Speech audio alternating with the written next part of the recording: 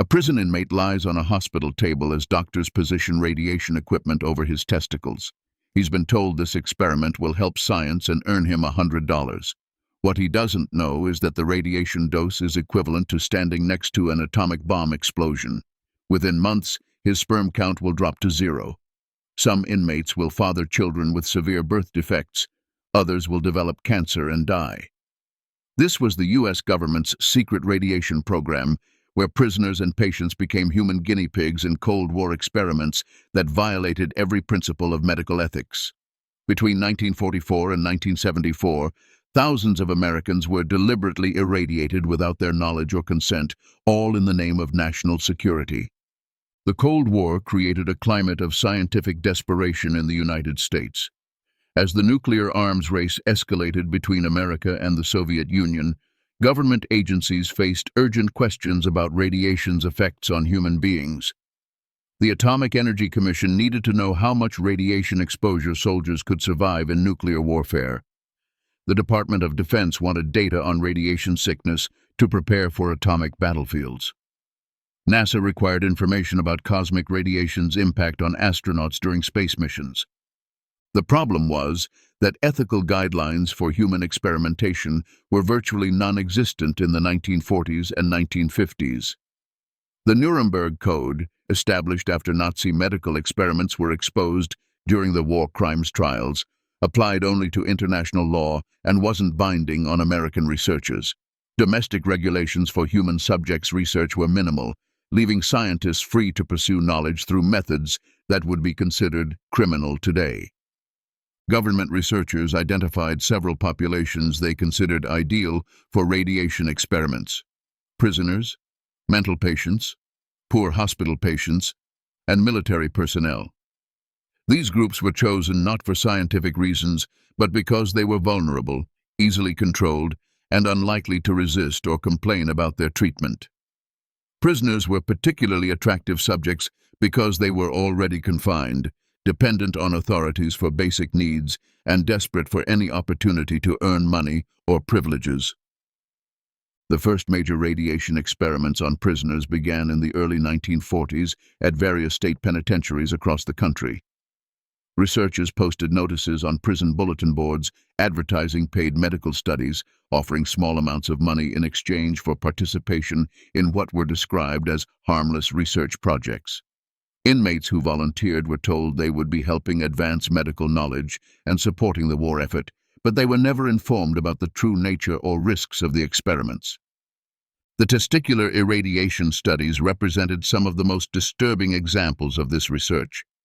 Beginning in 1963, scientists at Washington State Prison and Oregon State Prison recruited over 232 inmates for experiments designed to determine how radiation affected male fertility and genetic material. The researchers wanted to understand whether radiation exposure would cause sterility in soldiers and whether any genetic damage would be passed on to future generations. The recruitment process for these experiments revealed the coercive nature of the entire program. Prison officials would post announcements describing the studies as safe medical research that would contribute to scientific knowledge. Inmates who volunteered would receive $5 per month for participation, plus a bonus of $100 if they agreed to undergo sterilization after the radiation exposure. For prisoners earning pennies per hour in prison jobs, this money represented a significant financial incentive that made true voluntary consent impossible. The radiation procedures themselves were designed to maximize scientific data rather than minimize harm to subjects. Prisoners would be brought to specially equipped medical facilities where their testicles would be exposed to carefully measured doses of radiation. The doses varied between studies, but many subjects received exposure levels equivalent to standing near the epicenter of an atomic bomb explosion. The radiation was delivered using sophisticated equipment operated by researchers who understood exactly how dangerous the doses were. The immediate effects of testicular irradiation were severe and predictable. Subjects experienced nausea, vomiting, and fatigue within hours of exposure. Their sperm counts dropped dramatically, often reaching 0 within weeks. Many developed painful inflammation of the testicles and experienced lasting sexual dysfunction. Some inmates reported that their skin became discolored and that they suffered from chronic fatigue and depression for months after the experiments. The long-term consequences were even more devastating. Follow-up studies conducted years later revealed that many subjects had developed testicular cancer at rates far above normal population averages. Some prisoners who fathered children after the experiments reported that their offspring were born with severe birth defects, including cognitive disabilities and physical deformities. The genetic damage caused by the radiation appeared to be permanent and heritable, affecting not just the subjects but their descendants. Even more disturbing were the whole-body irradiation experiments conducted by Dr. Eugene Sanger at Cincinnati General Hospital between 1960 and 1971. Funded by the Defense Atomic Support Agency, these studies exposed approximately 90 terminal cancer patients to massive doses of radiation ostensibly as cancer treatment, but actually to gather data for military purposes. The patients, most of whom were poor and black, received radiation doses of 100 to 300 rads, with some subjects exposed to as much as 600 rads. To put these numbers in perspective, a dose of 100 rads is equivalent to receiving about 20,000 chest X-rays simultaneously. Normal medical procedures rarely expose patients to more than a few rads at a time. The doses used in Sanger's experiments were sufficient to cause acute radiation sickness and, in many cases, death. The researchers knew these dose levels were potentially fatal, but they proceeded anyway because they needed data on how the human body responds to nuclear attack levels of radiation exposure. The consent process for these experiments was either non-existent or deliberately misleading. In the early years of the program, patients received no information about the nature of the experiments and were not asked for permission before being irradiated. Later, as medical ethics evolved, researchers began using consent forms, but these documents systematically minimized the risks and omitted information about the military purpose of the research.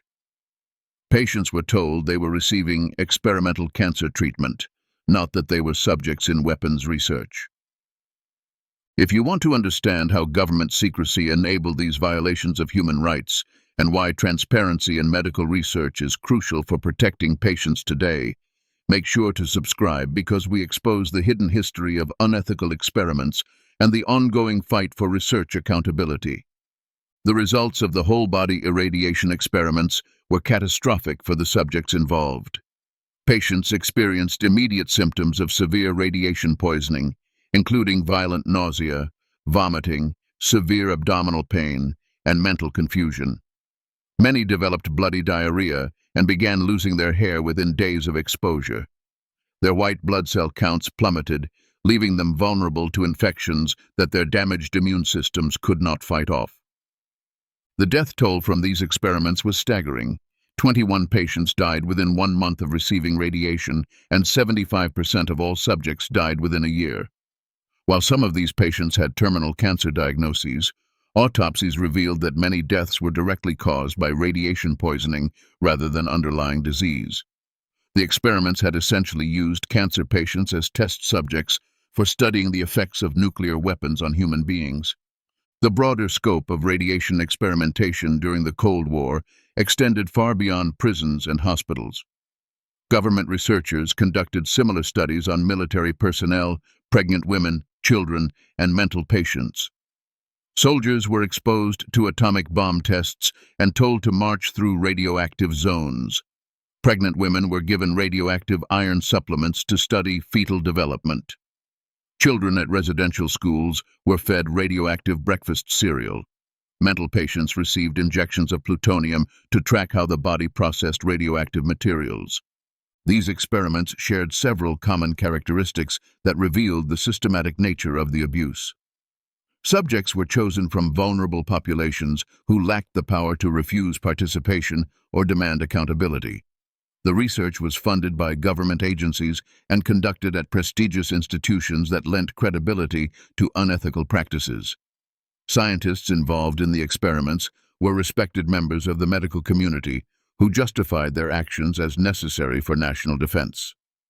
The secrecy surrounding these programs was maintained through a combination of classification systems and professional discretion. Military agencies classified research data as national security information, preventing public scrutiny of experimental methods and results. Medical journals rarely published papers about human radiation experiments, and professional conferences avoided discussing the ethical implications of the research. This wall of silence protected the experiments from oversight for decades. The first cracks in this secrecy appeared in the 1970s, when investigative journalists began uncovering evidence of unethical government research. Media reports about CIA mind control experiments and military testing of chemical weapons created a climate of suspicion about government-sponsored research. Prison reform advocates began demanding better protection for inmates used in medical experiments, and civil rights organizations highlighted the disproportionate impact of unethical research on minority communities. Congressional oversight of human experimentation began in earnest during the mid-1970s when lawmakers realized the extent of government abuse. Senate investigations revealed that federal agencies had conducted hundreds of unethical experiments on American citizens without proper consent or oversight. The hearings documented a pattern of deception, coercion, and disregard for human welfare that shocked even hardened politicians accustomed to government misconduct. The legal response to these revelations was slow, but significant. Families of radiation experiment victims filed lawsuits against the government and participating institutions, seeking compensation for the harm caused by unethical research. Many of these cases took years to resolve, as government lawyers argued that the experiments were legal under the standards of their time and that national security justified the violations of individual rights. The most successful legal challenge came from families of patients in Sanger's whole-body irradiation experiments. After decades of litigation, they won a settlement of approximately $4 to $4.5 million from the government and University of Cincinnati. While this money could never compensate for the lives lost and families destroyed, the settlement represented an official acknowledgement that the experiments had violated ethical standards and caused unjustifiable harm. The regulatory response to the radiation experiment revelations was more comprehensive and lasting. In 1974, Congress passed the National Research Act, which established institutional review boards to oversee human subjects research and created the National Commission for the Protection of Human Subjects.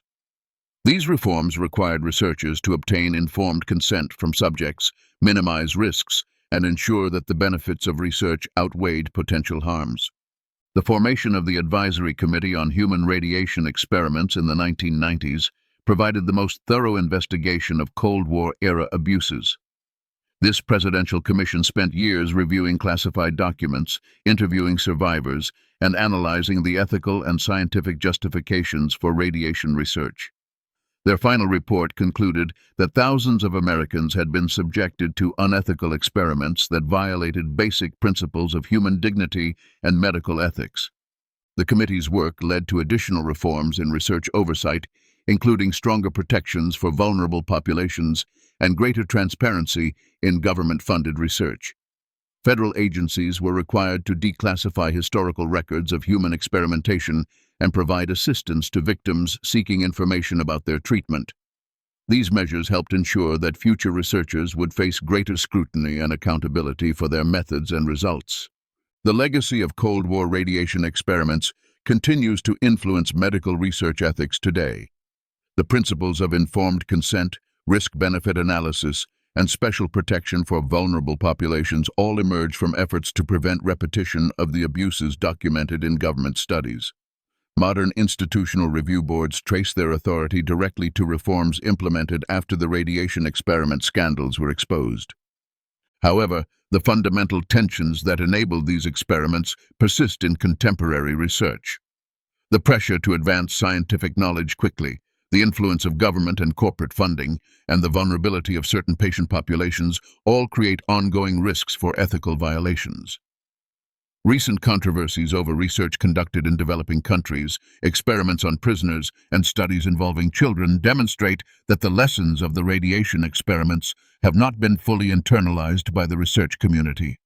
The stories of individual radiation experiment victims provide the most powerful testimony to the human cost of unethical research. Men who were sterilized by testicular irradiation spent their lives dealing with sexual dysfunction and wondering whether their children's health problems were caused by genetic damage. Cancer patients who trusted their doctors to provide the best possible treatment instead received experimental procedures designed primarily to benefit military research rather than their medical care. The last known survivor of the testicular irradiation experiments died in 2019, taking with him memories of the day he volunteered for what prison officials called a harmless medical study. His death certificate listed cancer as the cause, the same disease that had claimed dozens of other men who had been exposed to radiation in American prisons during the Cold War.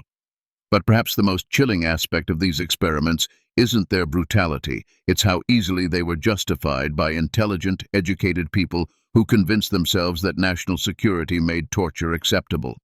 The classified documents from these programs remain locked in government archives, and some files have been destroyed entirely, which raises an unsettling question. If these horrors could be hidden for decades, what experiments might be happening right now that we won't learn about until it's too late?